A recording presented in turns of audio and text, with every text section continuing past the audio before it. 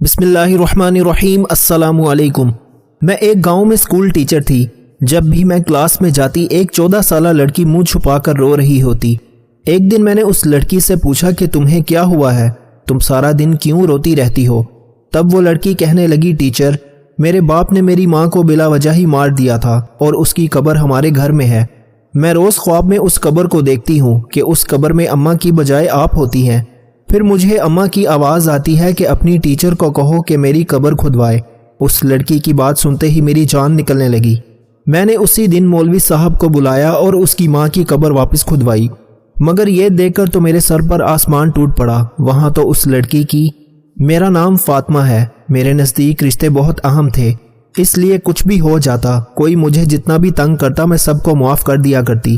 میں اپنے ماں باپ کی اکلوتی بیٹی تھی اور اماں جب مجھے دیکھتی تو کہتی، میرا دل کہتا ہے کہ تمہاری بہن بھی کہیں ہوگی، اور ابا کہتے کہ کیسی باتیں کرتی ہو، ڈاکٹر نے خود کہا تھا بلکہ مجھے مردہ بچی بھی دکھائی تھی، تم کیوں ہر وقت خود کو جھوٹی تسلیاں دیتی ہو؟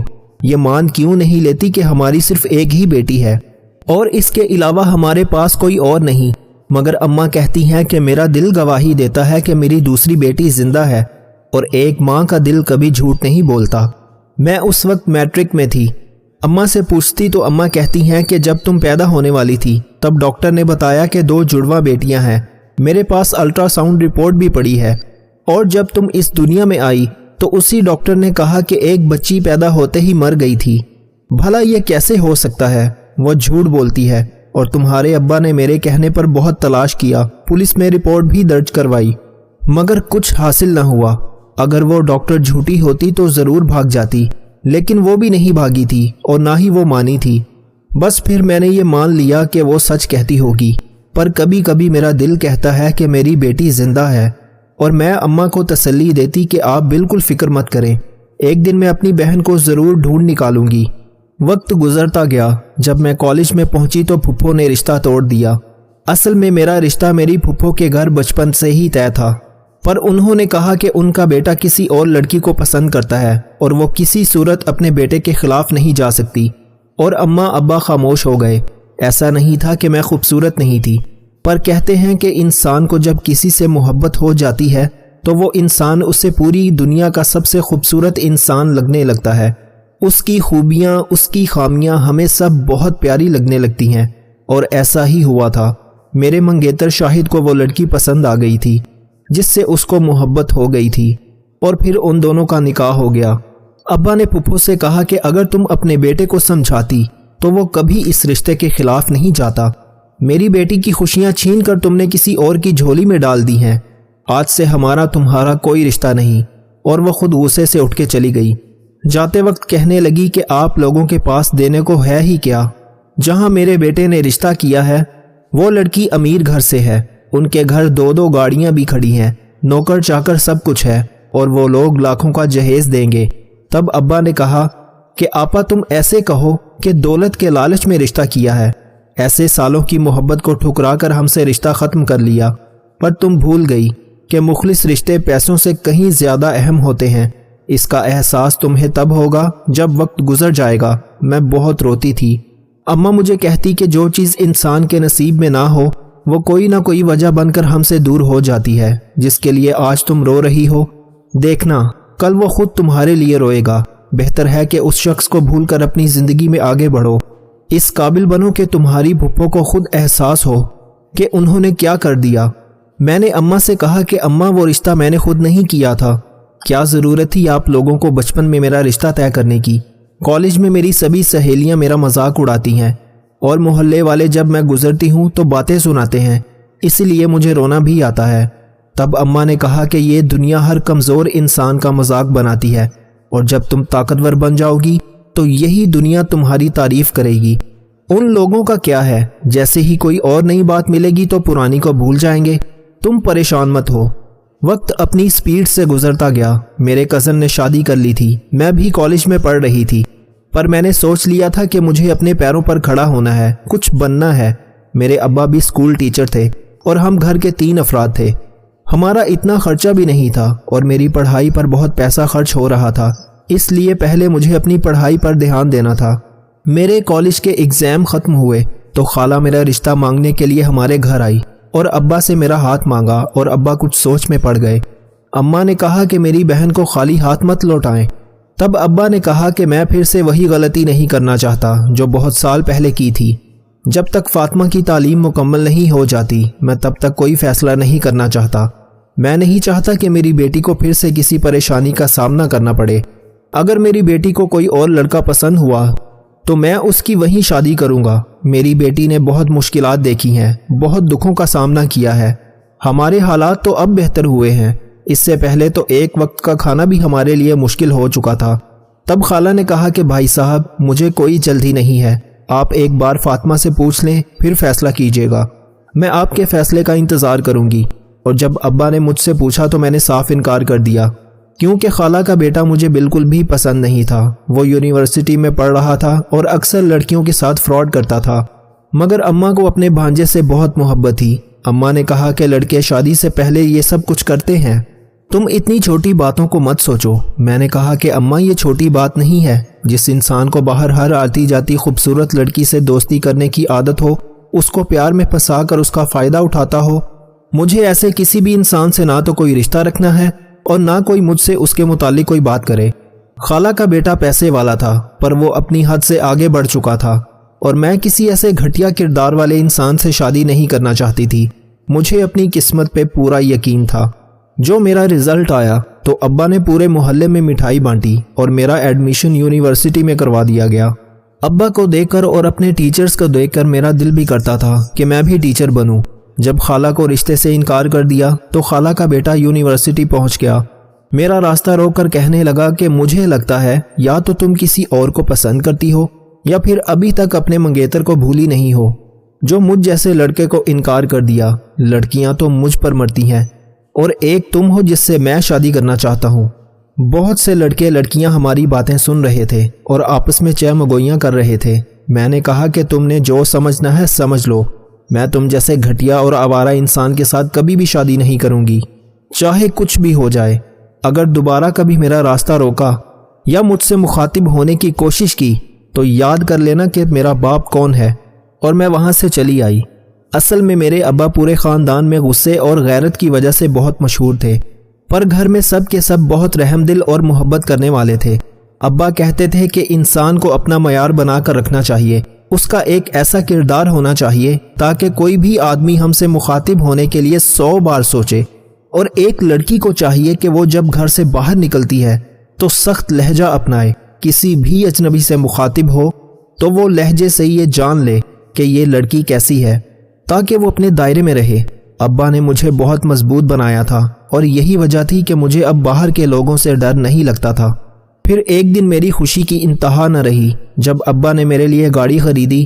مجھے خوشی کے مارے سمجھ نہیں آ رہا تھا کہ میں کیا بولوں، کیا کہوں، اور ابا کے گلے لگ کر رونے لگی۔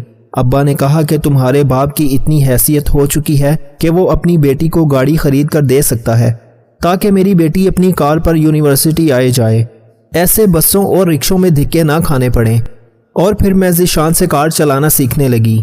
ذیشان میرے ساتھ یونیورسٹی میں پڑھتا تھا، وہ کبھی ابا کا اسٹوڈنٹ رہ چکا تھا۔ ابا نے ذیشان سے کہا تھا کہ مجھے کار چلانا سکھائے، اس لیے وہ بڑی توجہ سے مجھے کار چلانا سکھا رہا تھا۔ ان دنوں ہم دونوں فری تھے، اس لیے میرا پورا دھیان اپنی کار پر تھا۔ اماں کہتی کہ جلدی سے سیکھ لو تاکہ مجھے بھی جب بازار جانا ہو تو تم لے کر جانا۔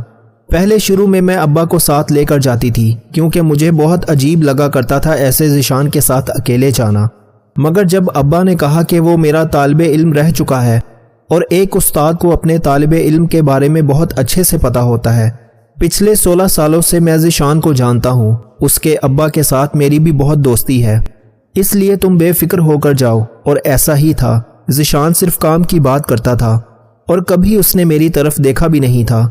وہ یونیورسٹی کے ساتھ ایک میڈیکل سٹور پر کام بھی کرتا تھا، بہت خوددار انسان تھا۔ اس کی سب سے اچھی بات یہ تھی کہ وہ دوسروں کو عزت بہت دیا کرتا تھا۔ میری زندگی میں خوشیاں ہی خوشیاں آ چکی تھیں۔ میں یونیورسٹی پڑھ رہی تھی جب ٹیچر کی جاب کے لیے اپلائی کر دیا اور قسمت سے مجھے ایک اسکول میں ٹیچر کی جاب مل گئی۔ ابا کہتے کہ آج کے دور میں بغیر کسی رشوت اور سفارش کے جاب کا مل جانا بہت بڑی بات ہوتی ہے۔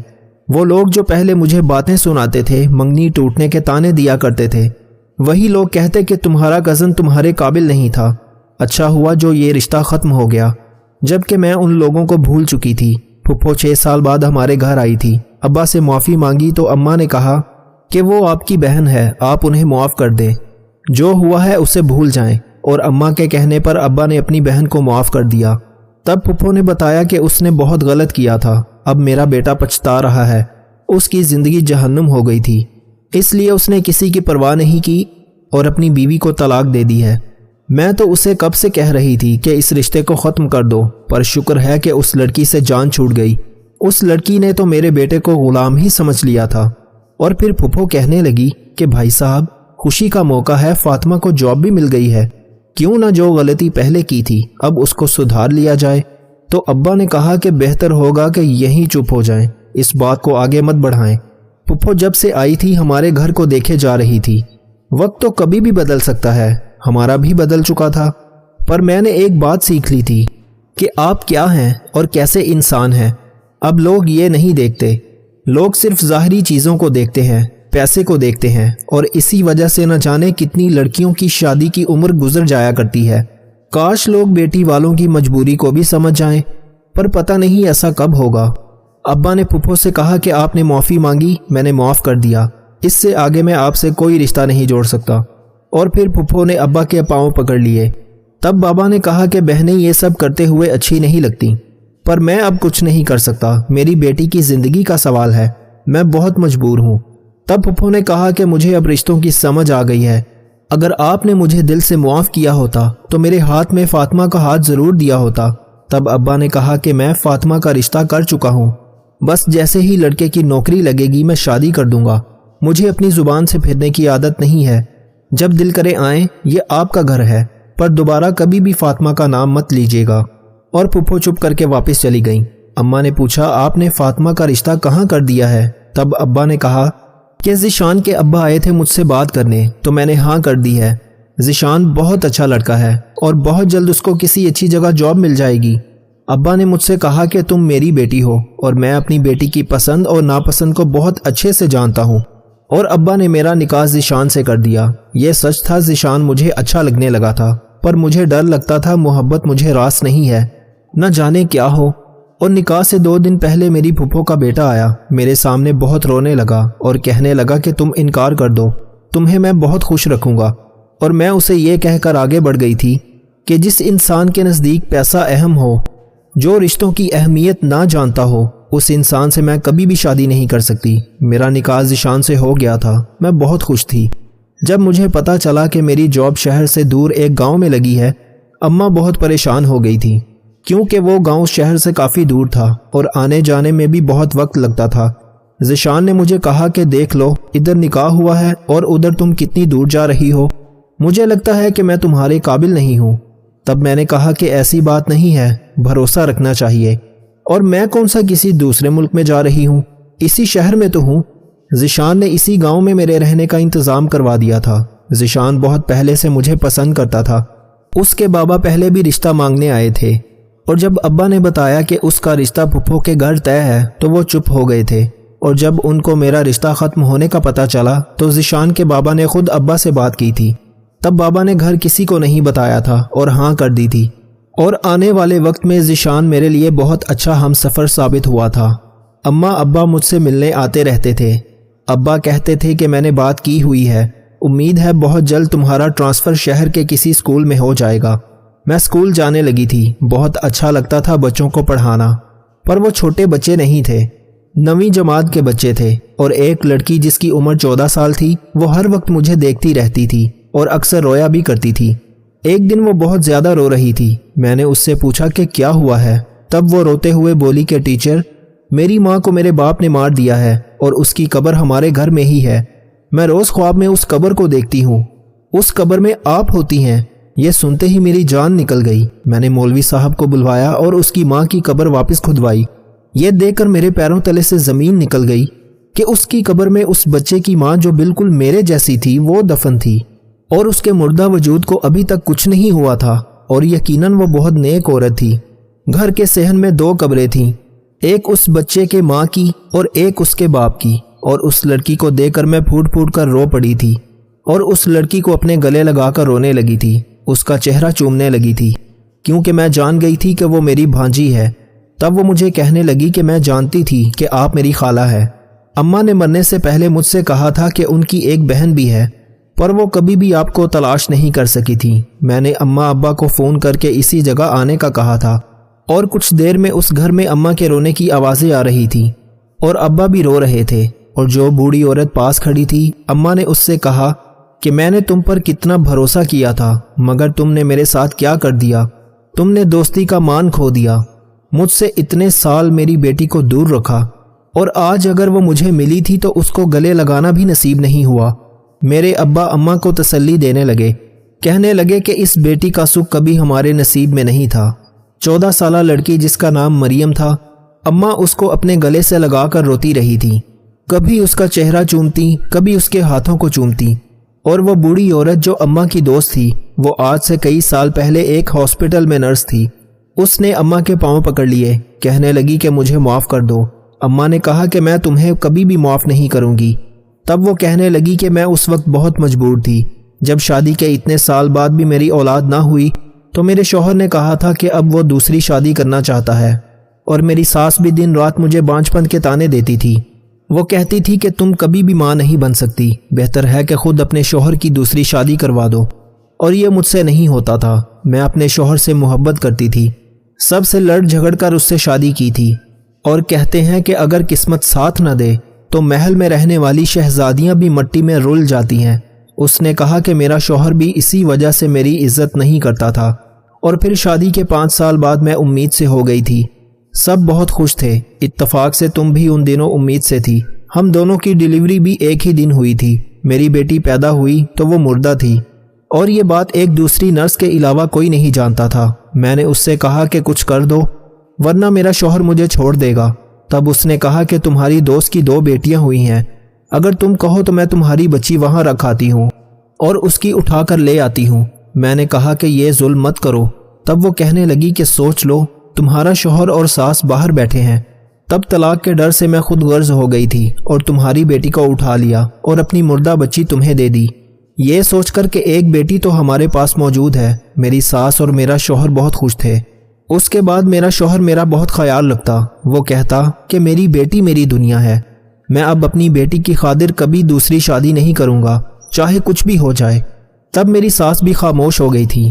میرا شوہر بھی بہت خوش تھا، میری ہر بات مانتا تھا، پر میرا ضمیر مجھے ملامت کرتا جب تمہیں روتا دیکھتی۔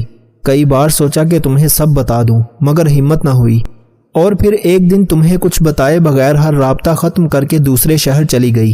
پر یہ سچ ہے کہ میں نے تمہاری بیٹی کی پرورش بہت اچھی کی تھی، اسے کبھی کسی چیز کی کمی نہیں ہونے دی۔ وہ بالکل تمہاری عادات کی مالک تھی، مجھے ایسا لگتا ہے کہ جیسے وہ تمہارا عکس تھی، اور پھر اسے کسی سے محبت ہو گئی۔ مجھے بہت ڈر لگتا ہے کہ کہیں جو کچھ میرے ساتھ ہوا وہی میری بیٹی کے ساتھ نہ ہو۔ میرا شوہر ایک ایکسیڈنٹ میں مارا گیا، میرے پاس ایک میری بیٹی کا سہارا تھا۔ میں نے اسے بہت سمجھایا کہ بیٹی، محبت میں کچھ نہیں رکھا ہوا، مجھے بہت ڈر لگتا ہے۔ تب وہ کہتی کہ امی ایسی بات نہیں ہے، آپ نے خود محبت کی شادی کی ہے اور میں بھی محبت کی شادی کروں گی۔ میں نے خود دیکھا ہے کہ بابا کتنا خیال رکھتے تھے آپ کا، اور میں اپنی بیٹی کو سچائی بتا کر اس کی نظروں میں اس کے مرحوم باپ کو گرانا نہیں چاہتی تھی، اس لیے اس رشتے کے لیے مان گئی۔ مگر لڑکا گاؤں کا رہنے والا تھا، میں نے اسے بہت سمجھایا کہ تم گاؤں میں کیسے رہو گی۔ تب وہ مجھے کہنے لگی کہ اماں، رشتوں میں محبت ہونا ضروری ہے، اگر محبت نہ ہو تو محل میں رہنے والے بھی تنہا رہ جاتے ہیں۔ اور پھر میں نے اس کی شادی اس کی پسند کے لڑکے سے کر دی۔ وہ دونوں بہت خوش رہا کرتے تھے، اور مجھے بھی یہیں اس گھر میں اپنے ساتھ لے آئے۔ اس لڑکے کی ماں فوت ہو چکی تھی اور ایک بہن تھی جو بیاہ کر دوسرے ملک جا چکی تھی۔ میں ہر وقت اپنی بیٹی کے لیے دعائیں کرتی۔ اس کا شوہر بہت اچھا تھا، اس کا بہت خیال رکھتا، مجھے بھی اپنی ماں کی جیسی عزت دیا کرتا، اور جس دن میری بیٹی امید سے ہوئی میری خوشی کی کوئی انتہا نہ رہی۔ میں گھنٹوں شکرانے کے نوافل ادا کرتی تھی۔ میرے رب نے مجھے میری اوقات سے کہیں زیادہ دیا تھا، اور اس دوران میں یہ بالکل بھول چکی تھی کہ اس بچی کو میں نے جنم نہیں دیا بلکہ میں نے اسے چرایا تھا۔ اور پھر جب اس کے گھر میں بیٹی پیدا ہوئی تو وہ روتی اور مجھے کہتی کہ امی شکر ہے اللہ تعالیٰ نے مجھے بیٹی دی ہے۔ وہ ایک پل بھی اپنی بیٹی مریم کو خود سے دور نہ کرتی۔ مریم کے بعد میری بیٹی دوبارہ ماں نہیں بن سکی۔ میں اسے سمجھاتی کہ شکر کرو، اللہ تعالیٰ نے ایک بیٹی تو دی ہے، تم شہر جا کر اپنا علاج کرواؤ، کیا پتہ پھر سے اولاد ہو جائے۔ وقت گزرتا گیا، مریم بڑی ہوتی گئی۔ جب وہ 8ویں جماعت میں تھی تب وہ شہر گئی تو اس نے فاطمہ کو دیکھ لیا اور گھر آ کر مجھے کہنے لگی کہ امی، آج میں نے شہر میں بالکل اپنی جیسی لڑکی کو دیکھا ہے۔ اب روز وہ مجھے یہی بات کہتی، آج میں نے شہر میں بالکل اپنی امی جیسی لڑکی کو دیکھا ہے۔ اب روز وہ مجھے یہی بات کہتی، جیسے اسے کوئی شک ہو گیا ہو۔ اور ایک دن میری بیٹی ہنا کی دنیا اجڑ گئی، اس کے شوہر کی موت ہو گئی اور اسی غم میں وہ بھی بیمار رہنے لگی۔ مجھے کہنے لگی کہ امی، میری قبر بھی اسی صحن میں میرے شوہر کے ساتھ بنانا، میں اس سے الگ نہیں ہونا چاہتی۔ اور پھر ایک دن میں نے اسے ساری سچائی بتا دی۔ وہ حقیقت جان کر کہنے لگی کہ میں نے آپ کو ماں سمجھا ہے، میرے دل میں آپ کی محبت بہت زیادہ ہے، پر میرے پاس اب وقت نہیں رہا کہ میں اپنے ماں باپ کے پاس جا سکوں۔ اور اسی رات تقریباً آج سے 15 دن پہلے اس کی موت ہو گئی اور اس کی خواہش کے مطابق اسے اس گھر کے صحن میں دفنا دیا گیا۔ اور ایک دن اسکول میں مریم نے فاطمہ کو دیکھ لیا۔ وہ مجھے کہتی تھی کہ نانی، آج ماں کو اسکول میں دیکھا ہے، وہ ہمیں پڑھاتی ہیں۔ جب اسکول جا کر میں نے پوچھ گچھ کی تو پتہ چلا کہ قسمت فاطمہ کو اس کی بہن کے پاس لے آئی ہے، پر افسوس اس کی بہن اس دنیا میں نہیں رہی۔ وہ عورت اماں کو سب کچھ بتا کر رو رہی تھی اور ہم سب بھی رو رہے تھے۔ اماں کو چین نہیں آ رہا تھا۔ ذیشان نے اماں کو بہت مشکل سے سنبھالا اور ہم سب واپس گھر کو لوٹ آئے تھے، اور وہ عورت ہمارے ساتھ نہیں آئی تھی۔ اس نے کہا کہ اسے یہیں اپنی بیٹی کے پاس رہنا ہے اور میں اپنی بھانجی کو وہاں نہیں چھوڑنا چاہتی تھی۔ امی میں تو اس کی جان بس گئی تھی۔ کچھ ماہ بعد میری رخصتی ہو گئی۔ آج اس بات کو کئی سال گزر گئے ہیں۔ آج بھی میں اپنی بہن کی قبر پر جاتی ہوں اور اماں ابا کو بھی ساتھ لے کر جاتی ہوں۔ مریم جوان ہو چکی ہے، وہ اب کالج میں پڑھتی ہے، اور وہ عورت جو اس کی پہلی نانی تھی وہ اب اس دنیا سے جا چکی ہے۔ آج بھی میں اپنی بہن کو یاد کر کے بہت روتی ہوں۔ مریم کو دیکھتی ہوں تو مجھے اپنی بہن یاد آ جاتی ہے۔ اماں ابا کہتے ہیں کہ انہیں مریم کی شکل میں اپنی بیٹی مل گئی ہے۔ ایسے خواب جس شخص کو آ جائیں تو وہ ضرور دولت مند ہوتا ہے، بہت جلد وہ مستقبل میں مالدار ہوتا ہے۔ یہ خواب خاص لوگوں کو ہی آتے ہیں۔ میرے پیارے دوستو، خوابوں کی دنیا رازوں سے بھری پڑی ہے۔